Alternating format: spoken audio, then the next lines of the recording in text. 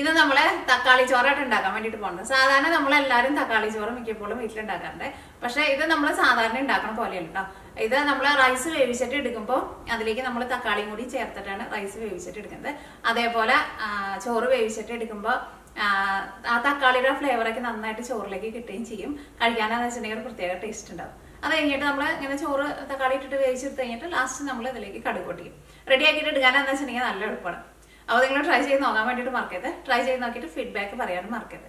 പിന്നെ നമ്മൾ മിയ കിച്ചണിൽ ലാസ്റ്റ് അപ്ലോഡ് ചെയ്തിട്ടുണ്ടായിരുന്നത് ഗോതമ്പ് പൊടി വെച്ചിട്ട് ഭയങ്കര സിമ്പിളായിട്ട് റെഡി ആക്കിയിട്ട് എടുക്കുന്ന 2 റെസിപ്പിയാണ് ചെയ്തിട്ടുണ്ടായിരുന്നത്. ഒരെണ്ണം ഗോതമ്പ് ദോശയും പിന്നെ ഒരെണ്ണം നമുക്ക് ചായയുടെ കൂടെ കഴിയാൻ വേണ്ടിയിട്ട് പറ്റുന്ന ഒരു വട അല്ലെങ്കിൽ ബോണ്ട എന്നൊക്കെ പറയാം, എരിവുള്ള ഒരു ചായ പലഹാരം. ആ വീഡിയോ നിങ്ങൾ കാണാത്തവരുണ്ടെന്ന് വെച്ചിട്ടുണ്ടെങ്കിൽ ആ വീഡിയോ കണ്ടിട്ട് കാണാൻ വേണ്ടിയിട്ട് മറക്കരുത്. അപ്പോൾ ഇത് നമുക്ക് സമയം കളയേണ്ടതിന് നമ്മുടെ തക്കാളി ചോറ് നമുക്ക് റെഡി ആക്കിയിട്ട് എടുക്കാം. അപ്പോൾ ഇത് നമുക്കിത് റെഡിയാക്കാൻ വേണ്ടിയിട്ട് ഫസ്റ്റ് റൈസ് വേവിച്ചിട്ട് എടുക്കാം. അപ്പോൾ അതാ നോക്കിക്കേ, ഞാനിവിടെ ഈ ഗ്ലാസ്സിലാണ് ഞാൻ അരിയുടെ അളവ് എടുത്തേക്കുന്നത്. അപ്പോൾ സെയിം ഗ്ലാസ്സിൽ തന്നെ വെള്ളത്തിന്റെ അളവ് എടുക്കുക. 1 ഗ്ലാസ് അരി എടുക്കുമ്പോൾ 2 ഗ്ലാസ് വെള്ളം ചേർക്കുക. 2 ഗ്ലാസ് അരി എടുക്കുമ്പോൾ 4 ഗ്ലാസ് വെള്ളം ചേർക്കുക. അപ്പോൾ നമുക്ക് ഫസ്റ്റ് വെള്ളം അവിടെ തിളപ്പിക്കാൻ വേണ്ടിയിട്ട് വെക്കാം.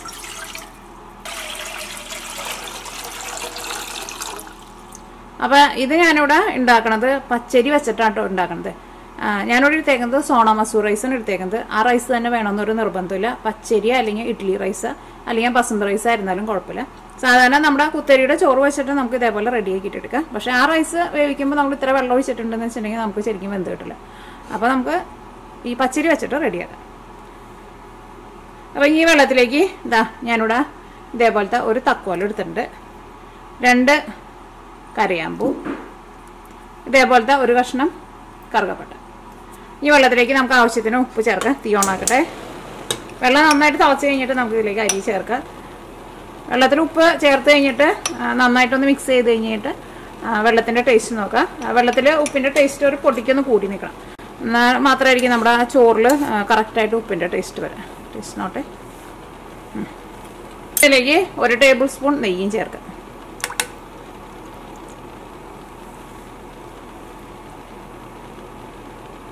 ഇനി വെള്ളം നന്നായിട്ടൊന്ന് തിളക്കട്ടെ. അപ്പോൾ 2 ഗ്ലാസ് പച്ചരി. ഇനി അരി നന്നായിട്ടൊന്ന് കഴുകിയെടുക്കട്ടെ.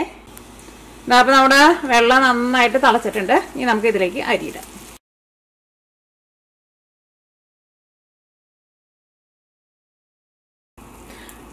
ഇതാ നോക്കിക്കേ, ഞാനിവിടെ ഇതേപോലത്തെ വലിയൊരു തക്കാളി എടുത്തിട്ടുണ്ട്. അപ്പോൾ നിങ്ങൾ ചെറിയ തക്കാളി എന്ന് വെച്ചിട്ടുണ്ടെങ്കിൽ അതനുസരിച്ചിട്ട് 2 തക്കാളി എടുക്കുക. ഈ തക്കാളിയും കൂടിയിട്ട് നമ്മൾ ഈ അരി വേവിക്കണയിലേക്ക് ചേർക്കാം കേട്ടോ.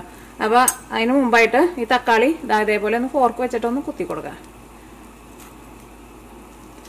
അപ്പോൾ തക്കാളിയും കൂടിയിട്ട് ചോറിൻ്റെ കൂടെ അങ്ങോട്ട് വെന്ത് വന്നു കഴിയുമ്പോൾ ചോറിനായിരുന്നാലും നല്ലൊരു ഫ്ലേവറും നല്ല ടേസ്റ്റും ആയിരിക്കും. ഇത് ഈ വെള്ളത്തിലേക്ക് വയ്ക്കുക. അപ്പോൾ ചെറിയ തക്കാളി എന്ന് വെച്ചിട്ടുണ്ടെങ്കിൽ നിങ്ങൾ അതനുസരിച്ചിട്ട് 2 എണ്ണം വെക്കണം കേട്ടോ. മൂടി വയ്ക്കട്ടെ.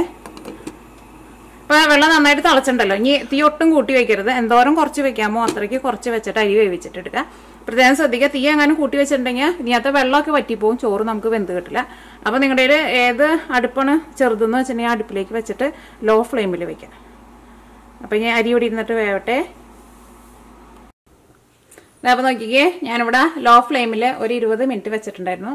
അപ്പോൾ നമ്മുടെ ചോറ് വെന്തിട്ടുണ്ട്. അത് നിങ്ങൾ ഇടയ്ക്കിടയ്ക്ക് തുറന്ന് നോക്കണ്ട കേട്ടോ. കാരണം ഇതിൻ്റെ ഉള്ളിൽ നിന്ന് ആവി പോയിട്ടുണ്ടെന്ന് വെച്ചിട്ടുണ്ടെങ്കിൽ ചിലപ്പോൾ ഇത്രയ്ക്ക് വെള്ളത്തിൽ ചിലപ്പോൾ ചോറ് വെന്ത് കിട്ടില്ല. അപ്പോൾ എപ്പോഴും തുറന്ന് നോക്കണ്ട. തീ നന്നായിട്ട് കുറച്ച് വെച്ചേക്കണല്ലോ. അപ്പോൾ എന്തായിരുന്നാലും ചോറ് വേവ് കൂടി പോവില്ല, പിന്നെ അടിയിലും പിടിക്കില്ല. അപ്പോൾ നോക്കിക്കേ, നല്ലൊരു മണമൊക്കെ വരുന്നുണ്ട്. നമ്മുടെ ചോറായിരുന്നാലും നന്നായിട്ട് വെന്തിട്ടുണ്ട്. തക്കാളിയും അതിൻ്റെ കൂടെ കിടന്നിട്ട് വെന്ത് നല്ല സോഫ്റ്റായിട്ട് വന്നിട്ടുണ്ട്. നല്ല മണവും വരുന്നുണ്ട്. ഇനി നമുക്ക് ഇതിലേക്ക് കടുക് താളിക്കാം. പിന്നെ ഈ റൈസ് ഞാൻ വേവിച്ച് കഴിഞ്ഞപ്പോൾ ഞാൻ സാധാരണ പച്ചരി വേവിക്കുമ്പോൾ ഇപ്പോഴും വീഡിയോയിൽ കാണിച്ചേക്കുന്നത് 1 ഗ്ലാസ് അരിക്ക് 1.5 ഗ്ലാസ് വെള്ളമാണ് ചേർക്കാറുള്ളത്. പക്ഷേ ഇത് 1 ഗ്ലാസ് അരിക്ക് 2 ഗ്ലാസ് വെള്ളം ചേർത്തിട്ടുണ്ടായിരുന്നു. കാരണം എന്താണെന്ന് വെച്ചിട്ടുണ്ടെങ്കിൽ തക്കാളിയും കൂടിയിട്ട് വെക്കുമ്പോൾ ഈ തക്കാളിയുടെ ഉള്ളിലേക്കും അത്യാവശ്യം വെള്ളം വലിച്ചിട്ടെടുക്കും. അപ്പോൾ 1.5 ഗ്ലാസ് വെള്ളം ഒഴിച്ചിട്ടുണ്ടെന്ന് വെച്ചിട്ടുണ്ടെങ്കിൽ നമുക്ക് ചോറ് ശരിക്കും വെന്ത് കിട്ടില്ല. അപ്പോൾ അതുകൊണ്ടാട്ടോ നമ്മൾ 1/2 ഗ്ലാസ് വെള്ളം കൂടുതൽ ചേർത്തത്. ഇനി നമ്മൾ ഇതിലേക്ക് മസാല ഇടാൻ പോണതിന് മുമ്പ് എന്ത് ചെയ്യണമെന്ന് വെച്ചിട്ടുണ്ടെങ്കിൽ അതാ നോക്കിക്കേ, ഈ തക്കാളിയുടെ ഈ പുറത്തെ ഇതുണ്ടല്ലോ, ഇതിൻ്റെ ഈ തോലുണ്ടല്ലോ, ഇതേപോലെ ഇങ്ങനെ മാറ്റിയിട്ടുണ്ടെങ്കിൽ അതങ്ങോട്ട് മാറ്റിക്കളയാൻ വേണ്ടിയിട്ട് പറ്റും. അപ്പോൾ അതുകൊണ്ട് മാറ്റി കളഞ്ഞോട്ടോ.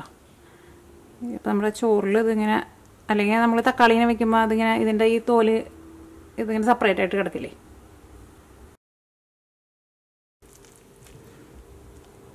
ഇത് വലിയ തക്കാളി ആയിരുന്നല്ലോ, അപ്പോൾ അതുകൊണ്ട് തന്നെ ഇതിൻ്റെ ഈ ഞെട്ടിലുണ്ടല്ലോ ഇത് ഭയങ്കര ബലത്തിലാട്ടോ ഇരിക്കുന്നത്.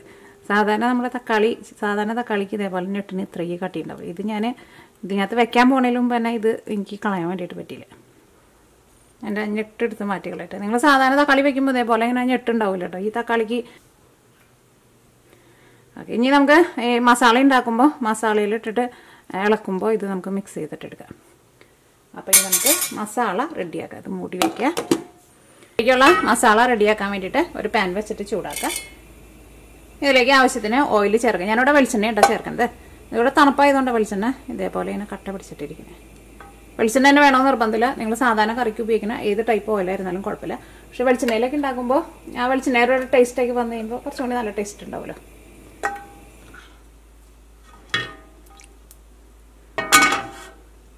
വെളിച്ചെണ്ണ നന്നായിട്ട് ചൂടായിട്ടുണ്ട്. ഇനി ഫസ്റ്റ് നമുക്ക് കടുക് പൊട്ടിക്കാം. ഞാൻ അതിലേക്ക് ഒരു 3/4 ടേബിൾ സ്പൂൺ കടുകാണ് ചേർക്കുന്നത്.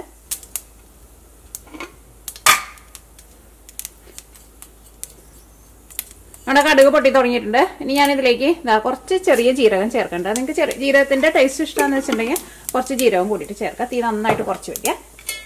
ഇനി നമ്മളിതിലേക്ക് ചേർക്കുന്നത് നോക്കിക്കേ, 4 വലിയ വെളുത്തുള്ളി നല്ല പൊടിയായിട്ട് കട്ട് ചെയ്തിട്ടുണ്ട്. പിന്നെ ഒരു വലിയ കഷ്ണം ഇഞ്ചി, അത് നല്ല ചെറുതായിട്ട് കട്ട് ചെയ്യുക. പിന്നെ ഒരു ചെറിയൊരു സവോള, പിന്നെ എരിവിന് വേണ്ടിയിട്ട് പച്ചമുളക്. ഫസ്റ്റ് നമുക്ക് ഇതിലേക്ക് ഇഞ്ചിയും വെളുത്തുള്ളിയും ചേർക്കാം. ഇത് നന്നായിട്ടൊന്ന് മൊരിഞ്ഞ് കഴിഞ്ഞിട്ട് നമുക്ക് സവോള ചേർക്കാം.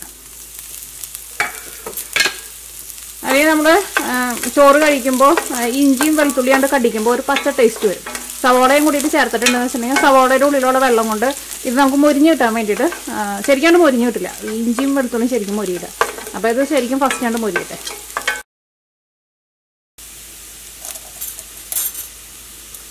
ചെറുതായിട്ട് മൊരിഞ്ഞു തുടങ്ങിയിട്ടുണ്ട്. ഇനി ഇതിലേക്ക് പച്ചമുളക് ചേർക്കാം.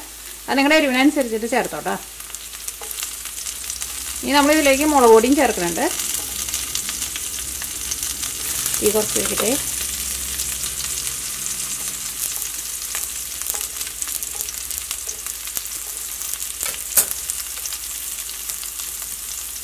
കുറച്ച് കറിവേപ്പിലയും ചേർക്കാം. ഇഞ്ചി വെളുത്തുള്ളിലേക്ക് മൊരിഞ്ഞ് നല്ലൊരു ഗോൾഡൻ കളറായിട്ടുണ്ട്. ഇനി നമുക്ക് ഇതിലേക്ക് സവോള ചേർക്കാം. സവോള ചേർത്ത് കഴിഞ്ഞിട്ടുണ്ടെങ്കിൽ സവോളയുടെ ഉള്ള വെള്ളം കൊണ്ട് ഈ ഇഞ്ചിയും വെളുത്തുള്ളിയും കരിഞ്ഞു പോവുകയും ചെയ്യില്ല.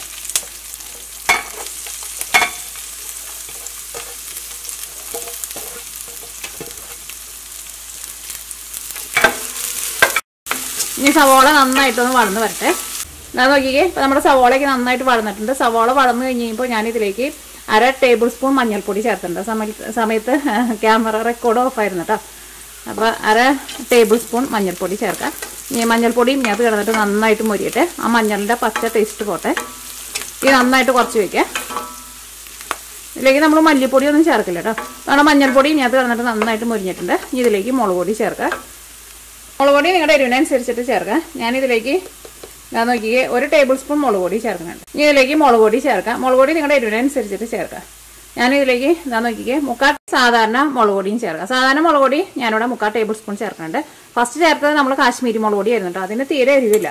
അതൊരു കളറിന് വേണ്ടിയിട്ട് മാത്രമാണ് ചേർത്തത്. അത് നിങ്ങൾക്ക് വേണമെന്ന് വെച്ചിട്ടുണ്ടെങ്കിൽ മാത്രം ചേർത്താൽ മതി, അല്ലെങ്കിൽ സാധാരണ മുളക് പൊടി ചേർത്താൽ മതി. അപ്പോൾ ഇതെല്ലാം നന്നായിട്ട് മൊരിഞ്ഞിട്ടുണ്ട്. തീ നന്നായിട്ട് കുറച്ച് വയ്ക്കണം, അല്ലെങ്കിൽ ഈ മസാലപ്പൊടികളൊക്കെ പെട്ടെന്നായിട്ട് കരിഞ്ഞു പോട്ടെ. കാരണം ഇഞ്ചിയും വെളുത്തുള്ളിക്ക് നന്നായിട്ട് മൊരിഞ്ഞിട്ടുണ്ട് ഇരിക്കുന്നത്. അപ്പോൾ മസാലപ്പൊടികളൊക്കെ ചേർക്കുമ്പോൾ തീ നന്നായിട്ട് കുറച്ച് വയ്ക്കാം. ഇതിലേക്ക് നമ്മൾ ആ വേവിച്ച് വെച്ചേക്കണ നമ്മുടെ ചോറുണ്ടല്ലോ, ആ ചോറ് ഇതിലേക്ക് ചേർക്കാം. അതിന് മുമ്പായിട്ട് ഇതിലേക്ക് ഞാനിവിടെ കുറച്ച് കുരുമുളക് പൊടിയും കൂടിയിട്ട് ചേർക്കുന്നുണ്ട്. അത് നിങ്ങളുടെ ടേസ്റ്റിനനുസരിച്ചിട്ട് ചേർത്തോ. ഇനി ഇതിലേക്ക് നമ്മൾ വേവിച്ച് വെച്ചേക്കണ ചോറുണ്ടല്ലോ, ചോറ് ചേർക്കാം.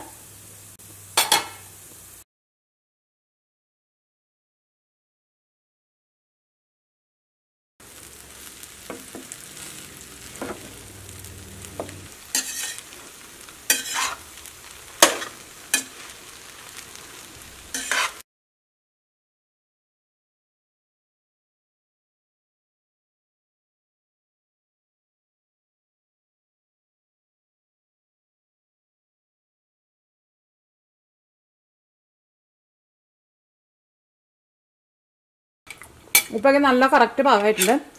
നമ്മൾ ആ വെള്ളത്തിൽ ഉപ്പിടുമ്പോൾ ഒരു പൊടിക്ക് ഉപ്പ് കൂടുതൽ ഇട്ടാൽ മതി. അപ്പോൾ വെന്ത് വന്നു കഴിയുമ്പോൾ കറക്റ്റ് ഉപ്പായിട്ട് വരും. ഇനി നമുക്കൊരു ലോ ഫ്ലെയിമിൽ ഒരു 5 മിനിറ്റ് ഒന്ന് മൂടി വയ്ക്കാം. അപ്പോൾ നമ്മളൊരു ലോ ഫ്ലെയിമിൽ ഒരു 5 മിനിറ്റ് മൂടി വെച്ചിട്ടുണ്ടായിരുന്നു. അപ്പോൾ ഇതിനകത്ത് ചെറുതായിട്ട് ആവിയൊക്കെ വരുന്നുണ്ട്, നല്ല മണമൊക്കെ വരുന്നുണ്ട്. ഇനി നമുക്ക് തീ ഓഫ് ചെയ്യാം. അപ്പോൾ അത് നോക്കിക്കേ, നമ്മുടെ തക്കാളി ചോറ് റെഡി ആയിട്ടുണ്ട്. അപ്പോൾ ഞാനിതിലേക്ക് ഒരു വലിയ തക്കാളിയാണല്ലോ ചേർത്തിട്ടുണ്ടായിരുന്നത്. അപ്പോൾ നിങ്ങൾ ചെറിയ തക്കാളി എന്ന് വെച്ചിട്ടുണ്ടെങ്കിൽ അതനുസരിച്ചിട്ട് എണ്ണം കൂടുതൽ ചേർക്കാട്ടെ. 2 അല്ലെങ്കിൽ ഒരു 3 തക്കാളി ചേർക്കാം. ഇതിപ്പോൾ ഒരു വലിയ തക്കാളി ചേർത്ത് കഴിഞ്ഞപ്പോൾ ഇതിപ്പോൾ നമ്മുടെ ചോറിലേക്കുള്ള നല്ല പുളിയും കിട്ടിയിട്ടുണ്ട്, നല്ല മസാലയൊക്കെയും നമ്മുടെ ചോറുമ നന്നായിട്ട് പിടിച്ചിട്ടുണ്ട്. ഇത് നമുക്കൊരു സർവിങ് പ്ലേറ്റിലേക്ക് പകർത്താം. ചെറിയ ചൂടോട് കൂടിയിട്ട് കഴിക്കാം.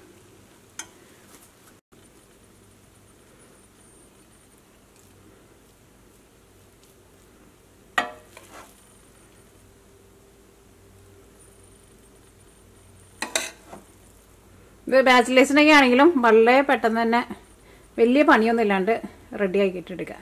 ആ റൈസ് വേവിച്ചിട്ട് എടുക്കുമ്പോൾ മാത്രം ശ്രദ്ധിച്ചാൽ മതി. തീ കൂട്ടി വയ്ക്കരുത്. തീ കൂട്ടി വെച്ചിട്ടുണ്ടെങ്കിൽ ചോറ് എന്തായിരുന്നാലും വെന്ത് കിട്ടില്ല. അപ്പോൾ ഈ നമുക്ക് നാളെ വേറൊരു പുതിയ റെസിപ്പി ആയിട്ട് വരാം. അപ്പോൾ നിങ്ങൾക്ക് കൂടുതൽ പുളി വേണമെന്ന് വെച്ചിട്ടുണ്ടെങ്കിൽ അതനുസരിച്ചിട്ട് തക്കാളി കൂടുതൽ ചേർത്തിട്ട് ചോറ് വേവിച്ചിട്ട് എടുക്കുക.